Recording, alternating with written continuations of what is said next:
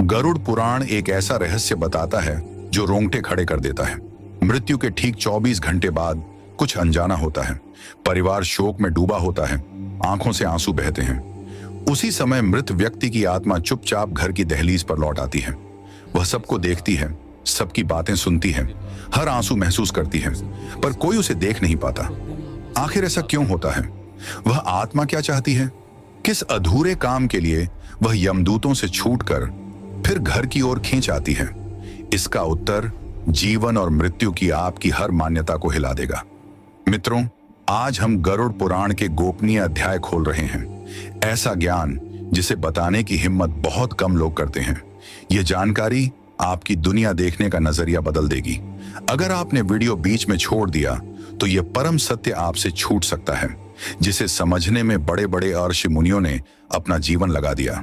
यह ज्ञान दुर्लभ है और जरूरी भी। इसे आधा जानना न जानने से ज्यादा खतरनाक हो सकता है। इसीलिए अंत तक मेरे साथ बने रहिए, क्योंकि आज जो आप सुनेंगे वही आपके भविष्य का सबसे बड़ा सच बन सकता है। सोचिए, यह शरीर जिसे हम मैं कहते हैं एक दिन छूट जाएगा। यही इस ब्रह्मांड का सबसे कठोर नियम है। इससे कोई नहीं बचा, न चक्रवर्ती सम्राट, न साधारण इंसान। क्या आपने कभी अकेले बैठकर सोचा है उस अंतिम घड़ी के बाद आप कहां होंगे? आपके अपने, आपका घर, आपकी चीजें, इन सब से आपका रिश्ता कैसे बदलेगा? आज की यह यात्रा किसी और की कहानी नहीं, यह आपके ही भविष्य की बात है। आत्मा जब देह को छोड़ेगी तब पहले 24 घंटों में क्या होगा? कौन सी विवशता उसे वापस घर के दरवाजे तक ले आएगी? गरुड़ पुराण साफ कहता है, यह वापसी संयोग नहीं है। इसके पीछे एक गूढ़ कारण है जो मोह, कर्म और मुक्ति के धागों से बुना है। पर ठहरिए, घर में प्रवेश करते ही आत्मा सबसे पहले क्या ढूंढती है? वह कौन सी एक चीज है जिसका मोह मृत्यु के बाद भी नहीं टूटता? यह सुनकर आप दंग रह जाएंगे। इस राज को समझने के लिए समय का पहिया पीछे घुमाते हैं। कहानी शुरू होती है उस क्षण से जब यमदूत पहली बार पृथ्वी पर उतरते हैं, और यहीं से खुलता है जीवन और मृत्यु के बीच का असली दरवाजा। अब ध्यान से सुनिए, क्योंकि आगे हर वाक्य एक संकेत है, एक ऐसा संकेत जो आपकी आत्मा तक पहुंच जाएगा। कहानी शुरू होती है उस क्षण से जब मनुष्य की आखिरी सांसें चल रही होती हैं। गरुड़ पुराण कहता है, जैसे ही मृत्यु पास आती है, आंखें धुंधली होने लगती हैं, सुनने की शक्ति कम होती है, धीरे धीरे मस्तिष्क काम करना बंद कर देता है। फिर आता है वह अंतिम पल जब आत्मा शरीर छोड़ने के लिए तैयार होती है। उसी समय उसके सामने दो भयानक यमदूत प्रकट होते हैं। उनका रूप इतना डरावना होता है कि पापी इंसान उन्हें देखते ही कांप उठता है, कई बार भय से मलमूत्र तक त्याग देता है। उनकी आंखें अंगारों सी दहकती हैं, हाथ में यम पाश होता है, चेहरा कठोर, भावहीन। जैसे ही आत्मा शरीर से अलग होती है, वह कुछ पल के लिए स्तब्ध रह जाती है। वह नीचे अपना मृत शरीर देखती है, परिवार को चीखते चिल्लाते देखती है। वह कोशिश करती है सबको छूने की, बात करने की, यह कहने की, मैं यही हूं, मैं मरा नहीं हूं। पर उसकी सूक्ष्म आवाज भौतिक दुनिया तक पहुंचती ही नहीं। यह उसके लिए बेहद भ्रमित करने वाली स्थिति है। वह अपने ही घर में अदृश्य मेहमान बन जाती है। लेकिन रुकिए, क्या आप जानते हैं मृत्यु के केवल 3 मिनट बाद एक ऐसा रहस्य घटता है जो आपकी नींद उड़ देगा? यही 3 मिनट तय करते हैं कि आगे आत्मा की यात्रा कितनी भयावह होगी। उस रहस्य पर आगे आएंगे। पहले समझिए यमदूत आत्मा के साथ करते क्या हैं। जैसे ही आत्मा पूरी तरह मुक्त होती है, यमदूत उसे तुरंत अपने पाश में बांध लेते हैं। उस सूक्ष्म शरीर का आकार केवल अंगूठे जितना होता है। वह अपनी इच्छा के विरुद्ध घिसटते हुए चलने को मजबूर हो जाती है। सोचिए उस पीड़ा को। अपने लोग आपके मृत शरीर के पास रो रहे हैं और आप रस्सियों से बंधे दो डरावनी आकृतियों के साथ घसीटे जा रहे हैं। अगर आप यह क्षण महसूस कर पा रहे हैं तो कमेंट में लिखिए एयूएम नमो भगवते वासुदेवाय। आपका यह छोटा कर्म आपकी आध्यात्मिक यात्रा में सहायक होगा। इसके बाद यमदूत उसे एक अद्भुत दृश्य दिखाते हैं। उसके जीवन का छोटा सा चलचित्र जिसमें हर पाप, हर पुण्य सब दिखाई देता है। और फिर शुरू होती है 24 घंटे की रहस्यमयी यात्रा, जो उसे वापस उसी दहलीज पर खड़ा कर देती है जहां से कहानी शुरू हुई थी। अब आते हैं उस प्रश्न पर, मृत्यु के ठीक 3 मिनट बाद क्या होता है। मन को शांत कीजिए। यह गरुड़ पुराण का सबसे गहरा रहस्य है, जिसे हर इंसान को जीते जी जानना चाहिए। जैसे ही यमदूत आत्मा को पाश में जकड़ते हैं, समय जैसे रुक जाता है। ठीक 3 मिनट तक आत्मा एक अद्भुत अनुभव से गुजरती है। उसे अपने पूरे जीवन का चलचित्र दिखता है। इसे कहते हैं कर्म दर्शन। जन्म से लेकर मृत्यु तक हर घटना, हर विचार, हर कर्म, चाहे कितना भी छोटा या छिपा क्यों ना हो, सब कुछ बिजली की तरह चेतना में कौंधता है। कब आपने निस्वार्थ मदद की, कब किसी भोले को धोखा दिया, कब पवित्र विचार आए, कब किसी। यही ज्ञान जीवन जीने का तरीका बदल देता है। आज के समय में यह शिक्षा दुर्लभ है, इसलिए लोग अनजाने में पाप करते रहते हैं। यदि आप नहीं चाहते कि ऐसा आपके साथ हो, तो इस सत्य को ध्यान से सुनिए, क्योंकि यही आपके भविष्य को बदल सकता है। इन 3 मिनटों के बाद यमदूत आत्मा को यमलोक की ओर घसीटना शुरू कर देते हैं। लेकिन ठहरिए, यह यात्रा साधारण नहीं है। यह 86,000 योजन का मार्ग है, यानी लगभग 10 लाख किलोमीटर से भी लंबा रास्ता। यह राह अंधकारमय है, भयावह है, हर कदम पर असहनीय पीड़ा मिलती है। क्या आप जानना चाहते हैं कि उस वीरान राह पर आत्मा को किन खौफनाक चीजों का सामना करना पड़ता है? गरुड़ पुराण बताता है, जहां न सूर्य की रोशनी आती है, न तारे की, चारों ओर घना अंधकार रहता है, इतना कि हाथ पैर तक नहीं दिखते। न कोई वृक्ष, न जल का स्रोत, कहीं जमीन तपते तांबे जैसी, कहीं नुकीले शूल और तेज पत्थर। यमदूत जब उसे घसीटते हैं तो पीड़ा वैसी ही होती है जैसे नंगे पैर अंगारों पर चलना। भयानक भूख और प्यास सताती है। वह एक बूंद पानी के लिए गिड़गिड़ाती है, पर यमदूत ठहाका लगाते हैं।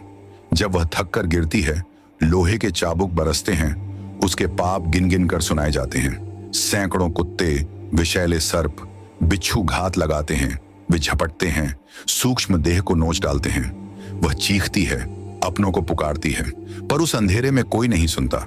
यह यातना 24 घंटे चलती है और फिर 12 घंटे बाद यमदूत अचानक रुक जाते हैं। क्यों? क्या है यह रहस्यमय पड़ाव? गरुड़ पुराण कहता है, यमराज की सभा में आत्मा तभी जा सकती है जब पृथ्वी पर उसका दाह संस्कार पूरा हो जाए। यह 12 घंटे का ठहराव प्रतीक्षा काल है। जब तक अग्नि को समर्पण नहीं होता, आत्मा देह बंधन से बंधी रहती है। दाह संस्कार की आग वही अंतिम बंधन काटती है। यही वह रहस्य है जिसे 99% लोग नहीं जानते। अंतिम संस्कार केवल शरीर की क्रिया नहीं, यह आत्मा की यात्रा के लिए अनिवार्य द्वार है। जैसे ही शरीर पंच तत्व में विलीन होता है, आत्मा पूरी तरह मुक्त हो जाती है और उसी क्षण दिशा बदलती है। यमदूत उसे यमलोक नहीं ले जाते, वह वापस पृथ्वी की ओर मोड़ दी जाती है, तेज गति से अपने ही घर की ओर। क्योंकि परमात्मा का विधान है, अंतिम यात्रा से पहले आत्मा को अपने सबसे बड़े मोह से मुक्त होने का अवसर मिले। घर, धन और परिवार। उसे दिखाया जाता है कि उसके बिना भी संसार चलता है, ताकि वह कठोर सत्य स्वीकार करे और सभी बंधन छोड़ दे। यही कारण है 24 घंटे पूरे होते ही आत्मा को घर की दहलीज पर छोड़ दिया जाता है। अब प्रश्न उठता है, घर में प्रवेश करते ही वह क्या देखती है? किससे बात करने की कोशिश करती है? कौन सा कड़वा सत्य उसे तोड़ देता है, जिससे अगले 13 दिन नरक जैसे लगते हैं? क्या आपके घर में कभी किसी प्रियजन का देहांत हुआ है? क्या आपने महसूस किया कमरे में कोई और भी है, या अचानक ठंडी हवा का झोंका छूकर निकल गया?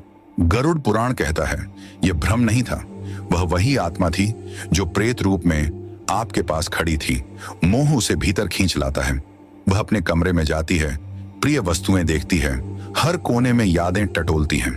वह बच्चों को देखती है, जीवन साथी को रोते बिलखते देखती है, माता पिता को टूटता देखती है और खुद भी छटपटा उठती है। वह छूने की कोशिश करती है, आवाज देती है, मैं यही हूं, मैं मरा नहीं हूं। पर न वह छू सकती है, न कोई उसे सुन सकता है। यही पहला और सबसे कड़वा सत्य है। वह अपने ही घर में अजनबी बन चुकी है, एक ऐसा अस्तित्व जिसका होना न होने के बराबर है। इसके साथ एक और कष्ट आता है, तीव्र भूख और प्यास। यात्रा ने सारी ऊर्जा छीन ली है, भोजन सामने है, पानी सामने है, पर वह एक कण भी नहीं ले सकती। तो आत्मा 13 दिन कैसे रहती है? उत्तर है पिंडदान। परिजन जब मंत्रों के साथ पिंडदान करते हैं, भौतिक अंश इस लोक में रह जाता है, कौवे या गाय उसे खा लेते हैं और उसका सूक्ष्म सार वायु में विलीन होकर आत्मा तक पहुंच जाता है। जैसे फूल की सुगंध बिना छुए तृप्त करती है, वैसे ही पिंडदान की ऊर्जा आत्मा को पोषण देती है। और यही ऊर्जा केवल तृप्ति नहीं करती, वह एक नया शरीर भी गढ़ती है।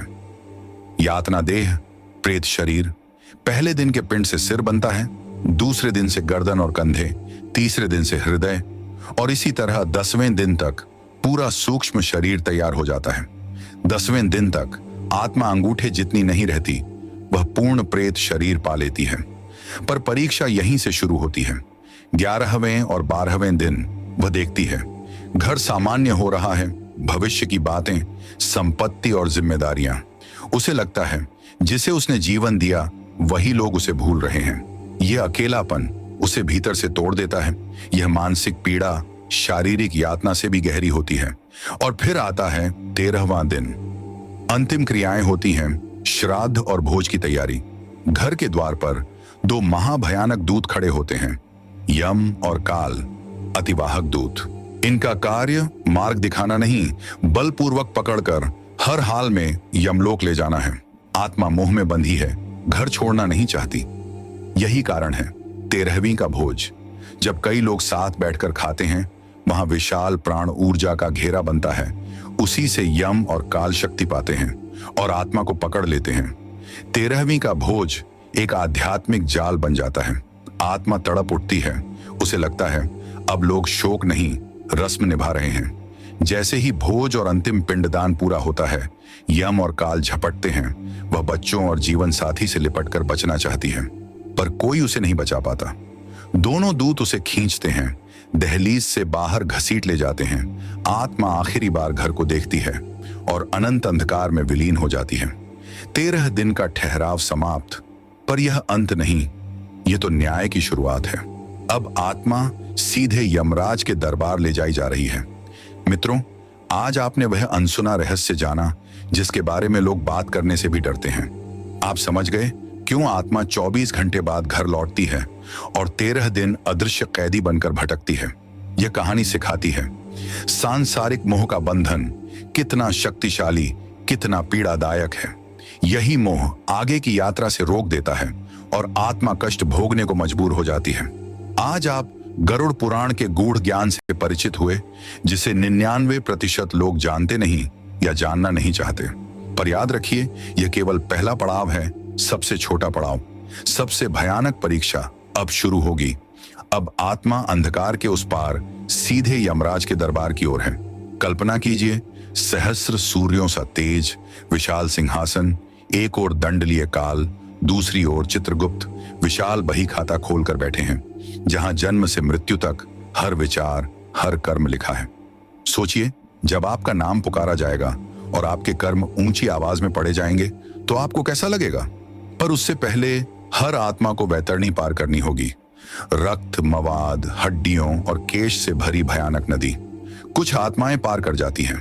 पापी आत्माएं भयानक जीवों द्वारा नोची जाती हैं। ये तो शुरुआत है और गहरे रहस्य अगले भाग में आएंगे।